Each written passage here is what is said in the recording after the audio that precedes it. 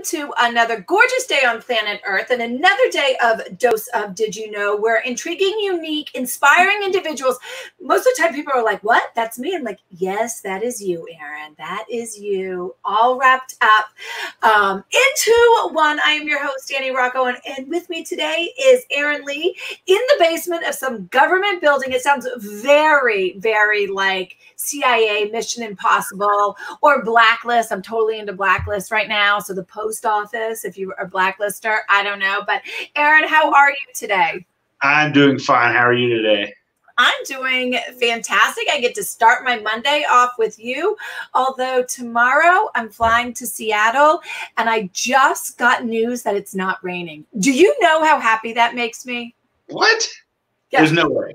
And secretly, it's because I wanted to bring suede boots, and so it was all up in the air. You know, it's all about fashion with me. Like, can I bring them? Are they going to get ruined? Do I take the chance? I don't know.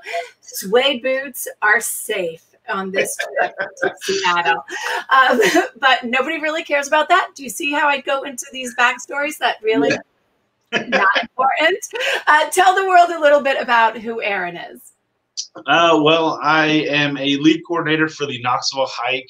I've done a couple of them on my own before I started helping coordinate. I participated in 2 hikes in Savannah in 18 and 19. We actually walked through a tropical storm in 19.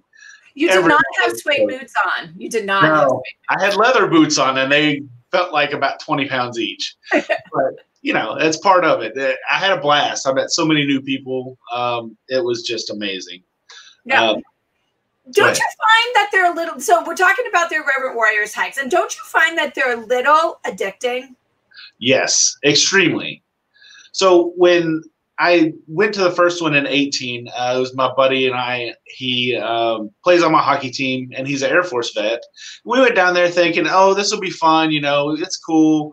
We'll stop at the bars and have a few drinks with some other veterans, and it was so much more than that. It was such a bond with camaraderie and the humor. I mean, it's so hard for some people to grasp the humor of veterans, but veterans know exactly what it is, and there's nothing like it. There's nothing like that bond. There's a couple things. I want to talk about the humor for a minute and then go back to like how you even got connected with it. But I feel like it's a different language. Like literally you could be talking gibberish because, so I'm just like the mom of a Marine. So I like see it, the whole veteran world and the whole military world from a different viewpoint, right? Different eyes than what you have them. And so I'll be listening and hearing, I'm like, I don't know anything that was just said to me. And sometimes I like will text my friends, like I'll want to buy a shirt to support a group. And I'm like, Heather, you got to tell me what this means because I'm not going to wear this if it's like something totally, she's like, yeah, do you really want to know what it means? I'm like, yes, I do. Then she tells me, I'm like, I will buy that for my son. I will not be wearing it. Serious gibberish, right? Yeah, there's a lot of it. And it's just like, I've became friends with so many people from the hikes on Facebook, and we comment and chat and whatnot. And it's the same thing. I mean, it's just back and forth, giving each other a hard time, but everyone knows it's out of love. Like it's a brother and sisterhood, and it's just amazing. I love a couple things I love is that every branch has its own like grunt. I don't even like it's basically a grunt, but it means something way more. And they're all different. I cannot keep them all straight. I just know like if you grunt something, somewhere along the line, someone's going to understand it. Yep, exactly. I ref ice hockey, and I was reffing a youth game 2 weeks ago. I saw a guy with a USMC jacket on. And I'm getting off the ice, and I just go, "Rah!" He's like, "Where did that come from?" He didn't expect me. He was one of the out-of-town parents, and was like, "Rah!" And it's just we knew, like. Yep. See, I know that one because Marine mom here, right here. So proud. Sometimes I was wearing a Marine shirt yesterday, and I was video chatting with a friend, and they're like, "Turn around." And I'm like, it doesn't say Marine Mom on the back, okay? It could, very well could, but this one just has the Marine symbol, okay? They make them all the time. He's like, yeah, you wear that and no one's gonna ever hit on you. And I'm like, it's like a surefire way to get people not to hit on you, apparently. Not that I'm like, need that or want that, whatever. Okay, I regress. Does your wife understand your humor? sometimes. Sometimes I'll scroll through Facebook and start giggling or whatever, and she's like, "What are you laughing at?" I'm like, "You just wouldn't get it." But sometimes I'll explain it to her, and she's like, I could see the humor in that. But most of the time, she just looks at me like I'm an idiot. So, typical, right? Right. As long as you're on the same page, you accept the idiocy. You know, she's okay Exactly. with it. She's got her reality TV. I've got my Marine jokes, and it's it's good. We live in a nice duality. Let's go back though to your first one. You said it was like in 2018, right? Am I remembering that? Okay. Yes. Why? Why did you do it? How'd you even know about it? Well, I read Donnie O'Malley's book, and he's probably gonna give me a hard time when I say this, but I think it's the Embarrassing Confessions of a Second Lieutenant.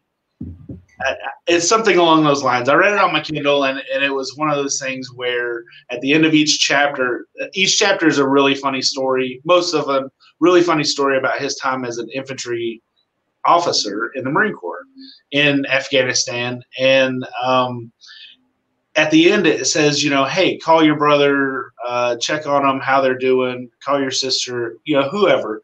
And it had a memorial to someone who had taken their own life, a veteran. And it didn't go by branch or anything like that. It was just, this is why this is important. Right. And so I looked him up, and he's got several really good Marine Corps humor videos. We'll just put it that way. A little un-PC, but they're funny to me. Right. And so I found out about the hikes, and I'm like, well, this seems fun. And I'm not like in amazing shape. I don't really train or anything like that. I mean, I play hockey, but I maintain this weight. There's nothing. You maintain that stealth figure you've got going on. The dad bod. Yeah. So I was like, well, me and my buddy, we were talking about it at one of our games, and we are like, let's go. Like, let's make a guys' weekend out of it. And not knowing what to expect. And we get down there, and we're kind of alone, and we go to the meet and greet. And, we meet Cindy, the president and CEO, and I was like, okay, this is cool. We're kind of feeling it out, and just started instantly making friends. I mean, I was still friends with several people from that hike alone. I've not seen them since. Right. But I know that, like, if I needed something at 2:00 in the morning, just to chat with somebody, I know that they're available, and they know that I'm available.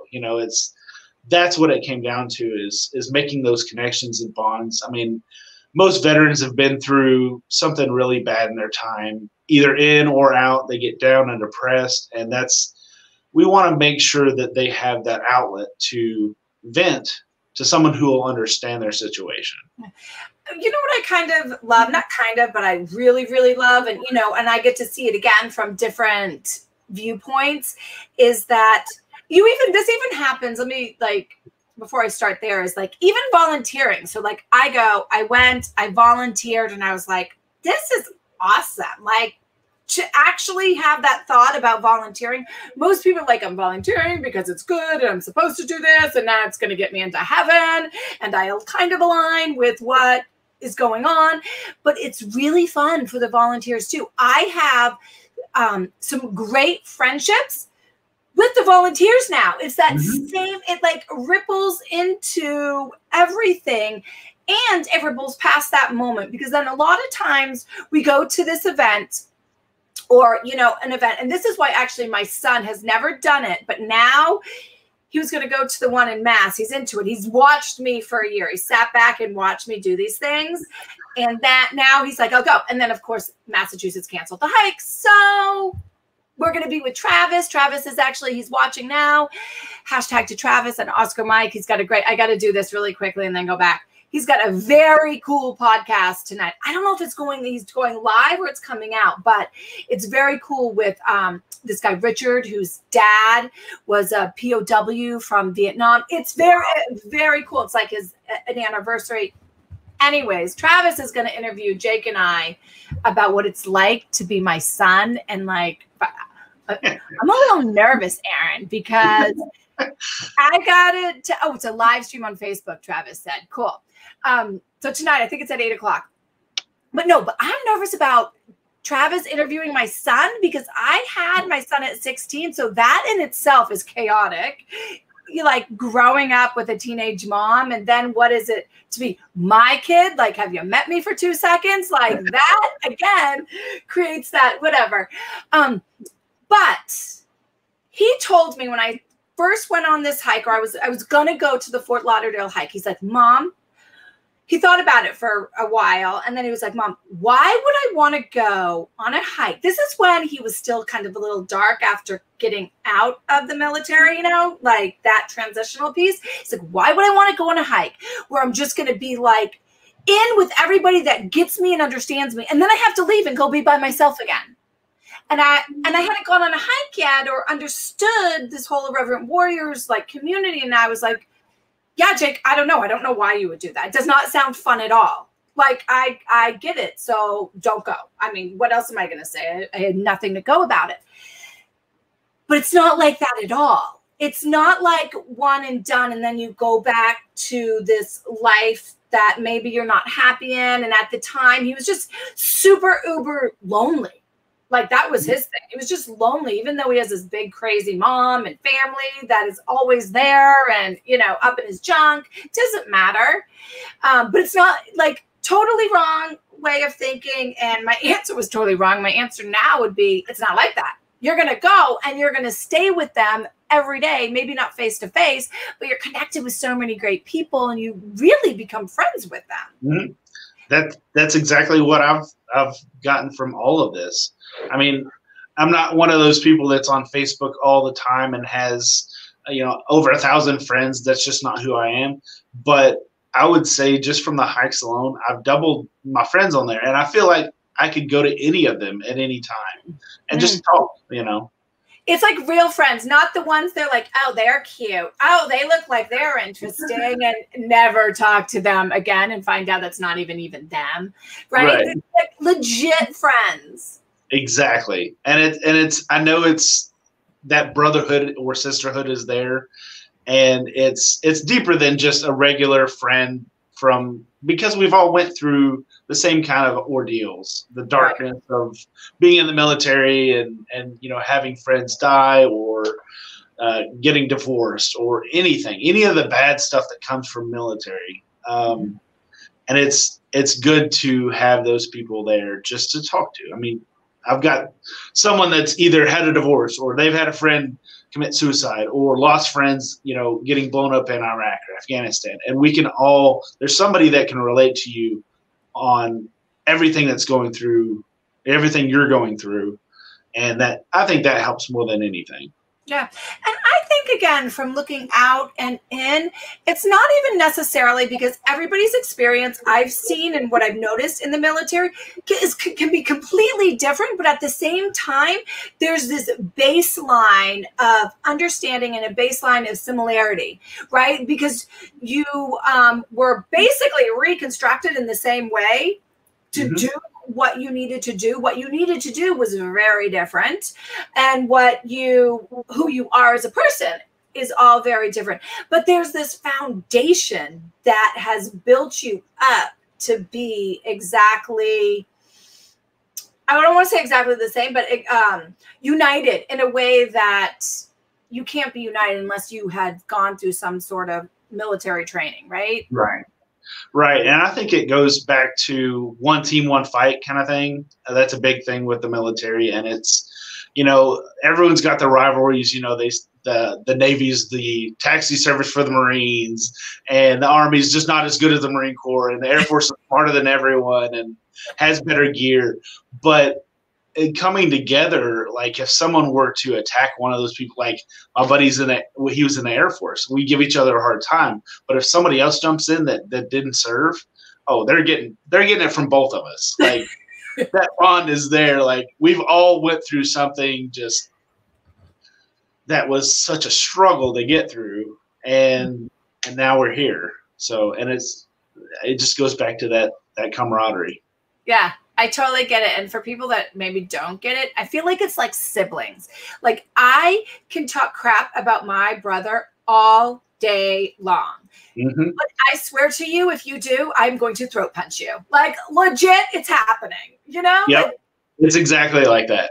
Yeah. Right. So then where the jump now into, having a responsibility in Irreverent Warriors in the Knoxville, right? Yes. In the Knoxville hike, like putting that together, that's like a huge difference than just going, hanging out, and then, hey, let me do this. Yeah. Well, I saw that we had a Knoxville hike on the calendar when they first released it, and I talked to Andrew Farrer, who's I know, right? Is he not great? And he said, hey, you need to get in touch with Jesse Hall and Candy Bobig. They're leading it up. And so I immediately messaged both of them, friend requested, and we met up and had a couple beers, and we're talking about a route and where to stop and whatnot. And so I work at the University of Tennessee. And so I'm very proud of that. I'm born and raised here. It's such a big part of Knoxville. I'm like, okay, we have to go through campus. Like, I want to show this off. It's such a cool part. Like, everyone knows Neyland Stadium and all that, and Thompson Bowling Arena. It's just such a cool part. So I took that upon myself. I'm like, I'm getting this done. This is definitely my part among several other spots. Yeah. And I was just so extremely proud to finally get it approved by campus. That was a struggle with COVID, and it was a game day. So, they only had a quarter capacity of fans, but still there were a lot of people on campus that aren't usually there. So that was a big deal for me. And then I know Jesse had a lot going on with family and whatnot. So he stepped down, and I saw the opportunity, and I talked to Andrew about it. He said, you should definitely do this. This is right up your alley. You all did such a good job, the whole team, because we had, at least 6 or 7 people that helped out. And that was just such a big deal to me. We had such a great team. So me being the lead coordinator, it's great, but I know that I've got a good team behind me helping. And it's part of that camaraderie, and we've got a great foundation for Knoxville. It was our first hike, and I'm just looking to build upon that. Yeah. I've got a couple of tricks up my sleeve, and I'm hoping I can pull some strings and make it even better than last year. But no promises. It's really high up there, so we'll see. Well, now it's out there. I'm always like, be careful what you speak, especially in the presence of other people that believe so strongly in like the ripple effect of energy and love, and just because it'll probably happen. Like, I'm just saying, it's probably going to happen. Now that it's been out to the universe, at least this time. So you're kind of a go-getter. I try to be. little bit. And you're a dad. You have babies. Yes. At home. So how do you make that all work? My wife. She is amazing. It was a lot for me to ask to get the whole Saturday and the Friday night of our last hike, because I've got a 2.5-year-old and almost a 9-month-old, and it's just, I know how overwhelming it can be. The couple times that I've had them by myself, when she just went to the grocery store for an hour, like it's overwhelming. And she is absolutely amazing. I cannot ask for a better wife. She's that's the number one thing, to organizing and making sure that everything's good on her end before I commit to anything else. And that was a big part of, I told Andrew, I'd really like to, but I have to talk to her. That's a big deal. And she said, as long as it's not, too much and this and that. And I'm like, yeah, I'll time manage. Like, I want to do this. I'm very proud of what we did with the first hike, and I want to improve upon that even more. And she's like, well, if you can balance it, then I'm fine with it. So. Mm-hmm. Well, that is it. So, right, this is like a huge evolution. I've been on this. I'm always on about evolving because I never want to be who I am like an hour ago. I don't want to be the same person after having this conversation, right?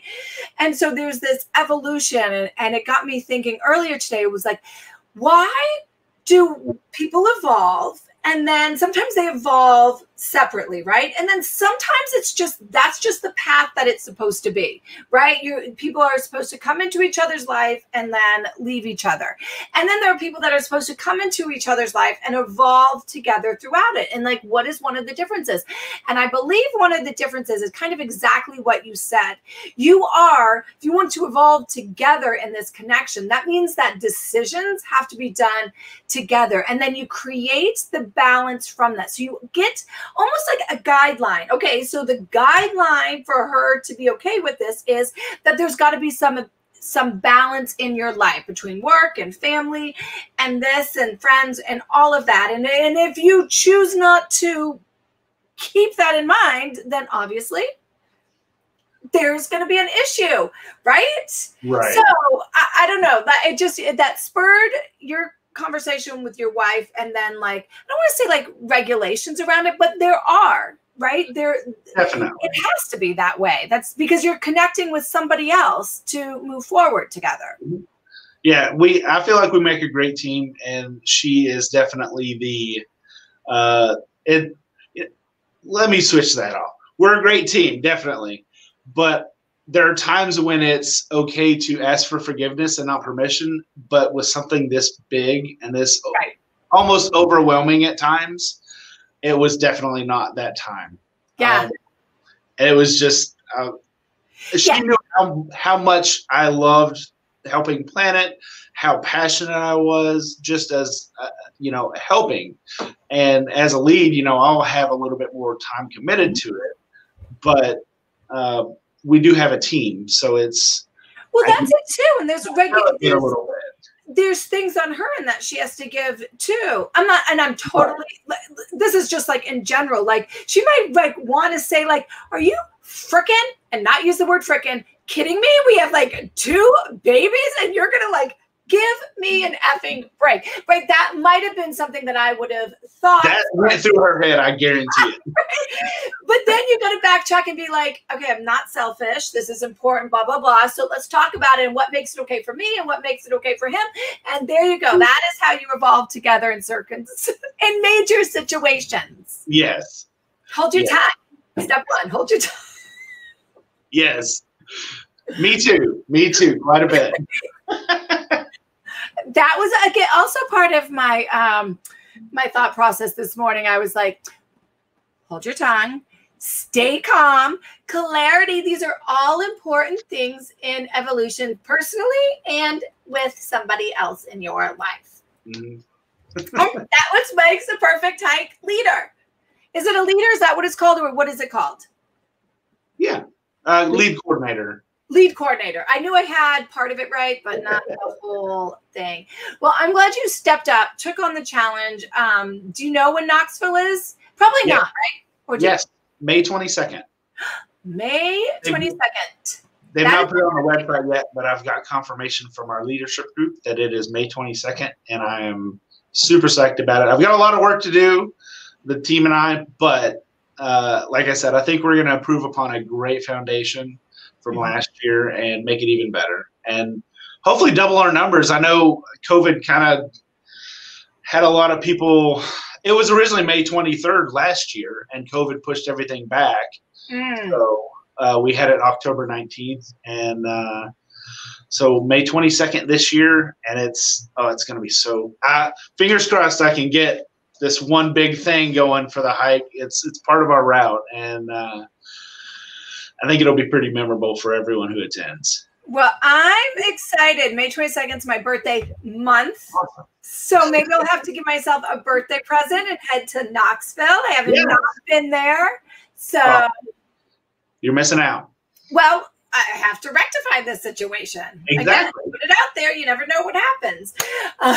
So, Aaron, thank you so much. And before I let you go back to your real job in this, we still don't know, something in the basement, government, university. Again, that could be the post office. Don't know. You look like this could be a thing. But in this moment right now, what does love mean to you, Aaron?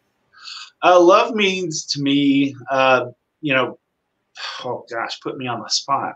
It means caring about each other, regardless of different views on whatever's going on, seeing through any negatives and staying positive, and just caring about one another, regardless of what relationship it is. If it's, you know, your significant other, obviously you love them more than most other people, but there's no reason to hate anyone. Love everyone.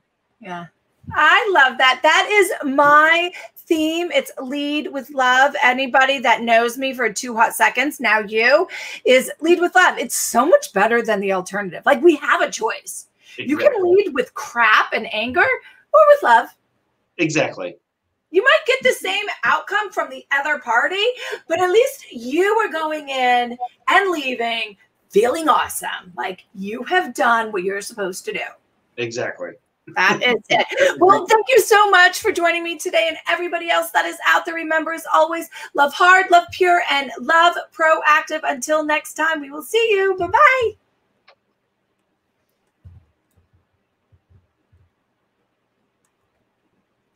Wasn't that so